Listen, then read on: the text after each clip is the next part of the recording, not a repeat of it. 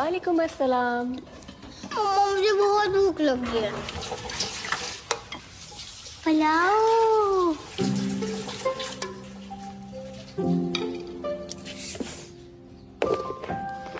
सारा काम हो गया बाजी।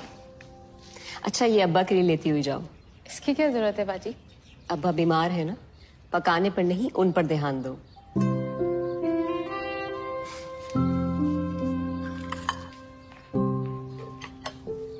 मम्मा इतना सारा पुलाव तो आपने उनको दे दिया, हमारे लिए क्यों नहीं बचाया?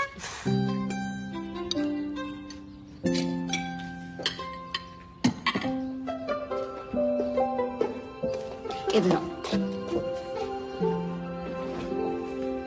पता है जो हम दे देते हैं वही तो हमारे लिए बचता है, बाकी सब तो खर्च हो जाता है।